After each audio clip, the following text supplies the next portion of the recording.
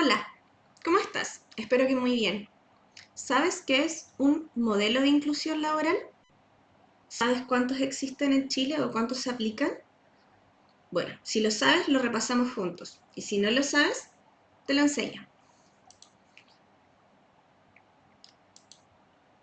Vamos a partir de la base sobre qué es un modelo o cuáles son nuestros modelos de intermediación laboral.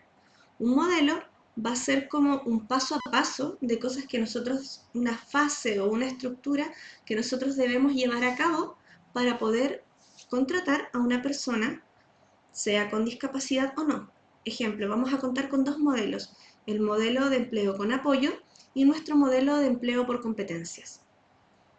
El modelo de empleo con apoyo es un modelo que se diseñó y nació desde la discapacidad, y el modelo de empleo por competencias es un modelo que es aplicable para cualquier persona, para cualquier empresa, pero que con ciertos ajustes lo podemos utilizar para contratar en nuestra empresa personas con discapacidad. Entonces, partimos con nuestro primer modelo, nuestro modelo de empleo con apoyo. El modelo de empleo con apoyo nació en general entre Estados Unidos y Canadá entre los años 70 y 80 en base a la necesidad que presentaron esos países debido a la guerra de Vietnam, porque tenían mucha fuerza laboral masculina que volvió de esta guerra y volvió con discapacidades adquiridas debido a las heridas que sufrieron durante la guerra, amputaciones de brazos, de piernas, y necesitaban volver a integrarlos a la fuerza laboral. Entonces es ahí que se crea el modelo de empleo con apoyo.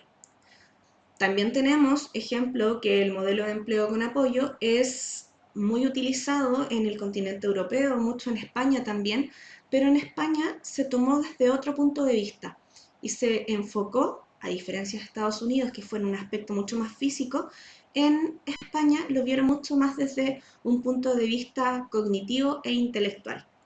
Entonces, ¿en qué se centra este modelo? En acompañar a la persona. Es un modelo centrado en la persona con discapacidad, por decirlo de una manera, es como un modelo súper individual, en el cual generalmente se realiza entre una fundación y una empresa.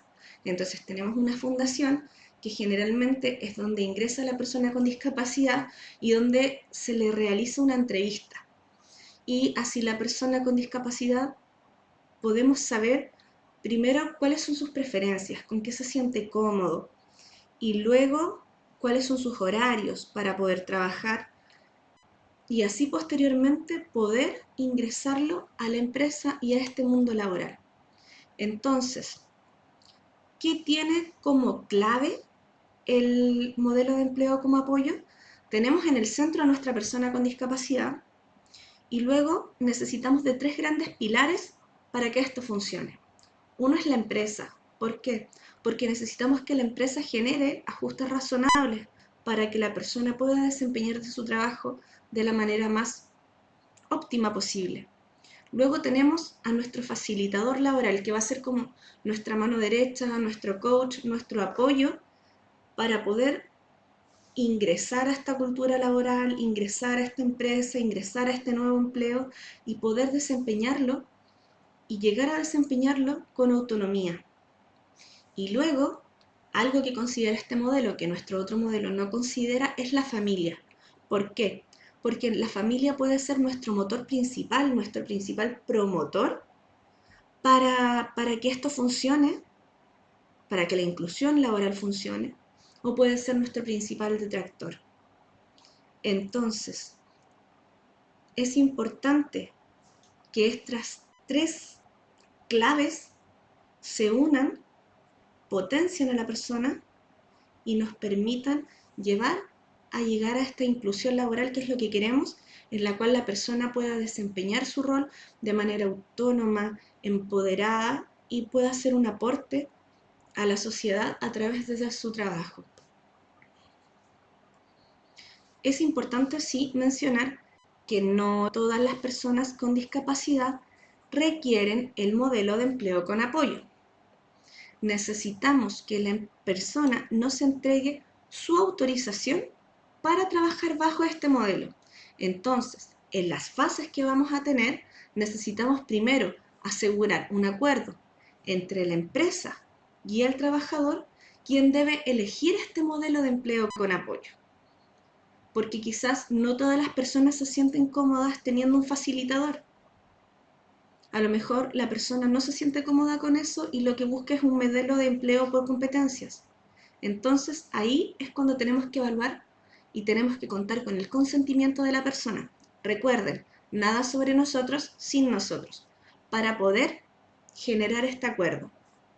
Luego, vamos a identificar cuál es el perfil profesional de la persona, cuáles son sus fortalezas, cuáles son las competencias que posee, cuáles son sus debilidades o sus puntos de mejora.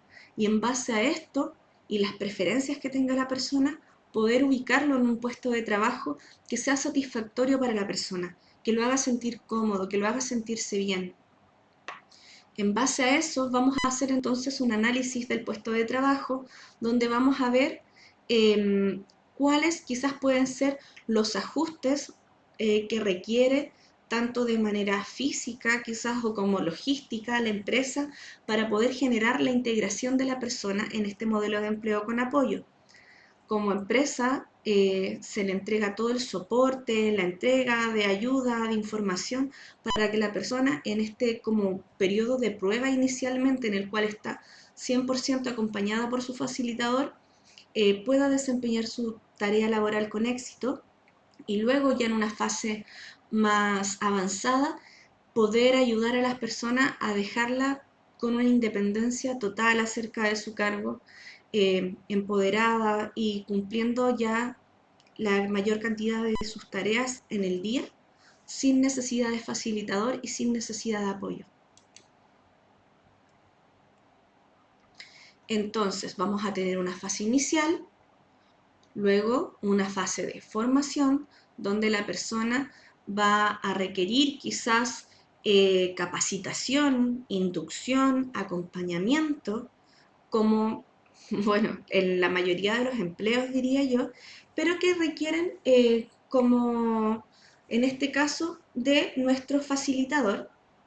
Luego vamos a tener una tercera fase en la cual ya se hace como una contratación más específica, donde ya la persona tiene el rol 100% adquirido y las competencias y las tareas que desarrolla para el cargo que está llevando a cabo, y luego se realiza el seguimiento de la persona.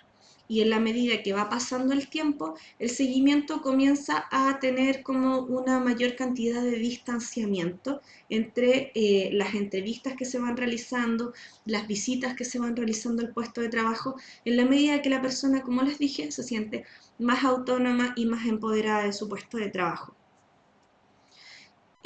Mencionar que el modelo de empleo con apoyo es un modelo de empleo que en Chile no se aplica al 100% generalmente, porque entender que es un modelo costoso.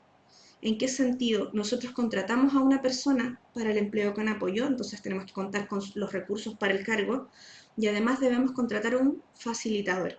Entonces, al final, por, entre comillas, un empleo, tenemos dos empleos, dos costos.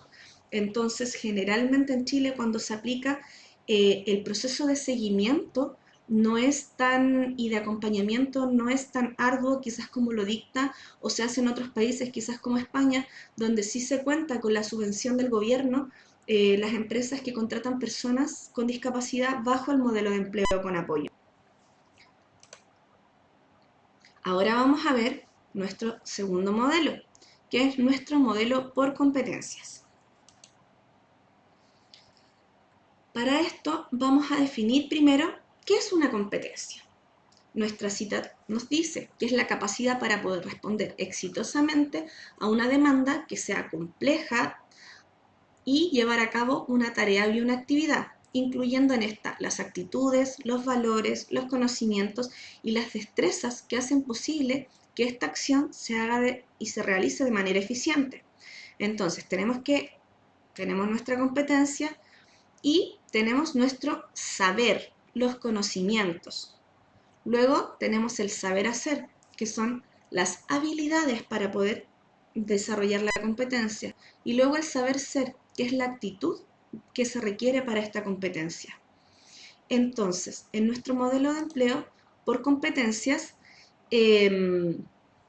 vamos a tener la diferencia de nuestro modelo de empleo con apoyo, el cual se centraba primero en una base en la persona, conocer a la persona, la individualidad de la persona, para posteriormente integrarla al trabajo, a diferencia de que acá nosotros nos vamos a centrar en cuáles son las competencias claves que requiere un puesto de trabajo para poder posteriormente mirar si las personas que están postulando, sean personas con discapacidad o no, poseen estas competencias.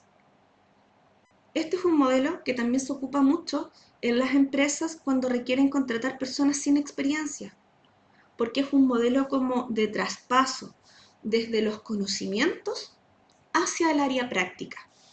Entonces, vamos a contar, entre comillas, con una clasificación de competencias que van a ir como número 1 nuestras competencias básicas, ejemplo, que son aquellas que se desarrollan en nuestros procesos educativos más básicos, como lo es, ejemplo, la capacidad de prestar atención y de poder seguir instrucciones. Es relevante, ejemplo, que si a mí me dicen que haga tal cosa en tal orden de pasos, yo lo pueda llevar a cabo. Y eso es algo que nosotros vamos aprendiendo desde que estamos en el colegio, ¿no es cierto? Luego tenemos nuestras competencias que son las genéricas o de empleabilidad, que son las competencias que en general se requieren como para una gran gama de trabajos o son como las más básicas, como lo podría ser, ejemplo, la adaptación al cambio. Todos debimos sufrir, por decirlo de una manera, cambios, ejemplos en esta pandemia y debemos utilizar, ejemplo, quizás otras herramientas. Antes quizás las clases jamás hubieran sido pensadas de manera online, pero todos debimos adaptarnos al cambio. Y es en base a eso, ejemplo, que la competencia de la flexibilidad para poder adaptarnos al cambio nos ayuda a nuestro trabajo. Luego tenemos aquellas competencias que son conductuales, que en general en algunos trabajos no son vistas como competencias, incluso que a veces ni siquiera están dentro del descriptor de cargo, porque son vistas como atributos más personales que tienen las personas, que en algunas empresas o quizás a ustedes les resuena más si los mencionamos como habilidades blandas. Y posteriormente tenemos nuestras competencias que ya son las mucho más funcionales o técnicas, que son aquellas que son específicas para el cargo que necesitamos desempeñar y que muchas veces requieren de una formación específica del cargo. Ejemplo, poder conducir una grúa horquilla. Necesito saber conducir una grúa horquilla para poder postularme, ejemplo, a chofer de grúa horquilla. Entonces, esas son información mucho más específica y que va mucho más relacionada al área o a mi perfil profesional o donde yo busco empleo. Claramente, ejemplo, una persona que tiene competencias técnicas, funcionales técnicas, específicas, y que no posee otras, no las podemos contratar bajo este modelo de competencias. Ejemplo, necesito contratar una persona para una peluquería. Necesito saber que la persona sepa cortar el pelo. Y si no lo posee, entonces no está dentro de este modelo el poder contratarlo. ¿Se entiende? Entonces, lo que vamos a hacer es que las competencias van a ser estandarizadas, porque este es un modelo entre comillas que podría decirse que lo que busca es poder evaluar a los empleados desde un modelo mucho más justo, desde una base, desde lo que un sujeto o una persona debería ser capaz de realizar dentro de su empresa, dentro de las tareas que se les solicitan realizar, si las tareas las está realizando de la manera correcta o incorrecta. Poder, a su vez, así demostrar que las condiciones laborales en las que el sujeto está inmerso son aquellas en las cuales él siente habilidad y tiene las competencias para poder realizarlas. Entonces, con este tipo de modelo nosotros podemos evaluar una persona y poder tener evidencia necesaria para poder decir si la persona cumple o no, la persona no está cumpliendo. Poder tener, ¿cómo decirlo? Una manera de poder tener un control guía que nos permita poder saber si la persona realiza y ejecuta su trabajo de una manera correcta en base a las competencias que posee. Generalmente en las empresas se hace una elaboración de un diccionario de competencias y junto con ese diccionario de competencias tenemos nuestros descriptores de cargo donde sale que para X puesto, ejemplo, debería tener X competencia para poder desarrollarlo de la manera correcta. Entonces, ¿cómo sabemos, ejemplo, si una persona cumple o no cumple con dicha competencia o está ejecutando de manera correcta o no su trabajo? Entonces existen mecanismos de evaluación y de certificación de competencias que generalmente se pueden realizar incluso de medición a través de organismos externos, como lo es Chile Valora. Y además se pueden realizar procesos internos de evaluación en el cual se puede identificar brechas entre lo que se espera del cargo, lo que se espera del desarrollo de la competencia y en qué estado se encuentra la persona, para posteriormente nosotros poder generar la capacitación o formaciones en base a las competencias que requiere la persona. Entonces, ¿cómo este modelo se adapta a poder tener una persona que posee discapacidad? Lo que vamos a hacer es un análisis de puesto de trabajo. ¿Qué es un análisis de puesto de trabajo? Ahora vamos a ver así como una breve pincelada porque en la subsiguiente clase te voy a enseñar cómo hacer un análisis de puesto de trabajo. Por ahora solamente te voy a explicar que el análisis de puesto de trabajo es mucho más allá que un descriptor de cargo. Es mucho más allá que decir, ejemplo, necesito un ejecutivo de ventas y requiero que tenga X competencia y que haga X tarea y X tarea. No.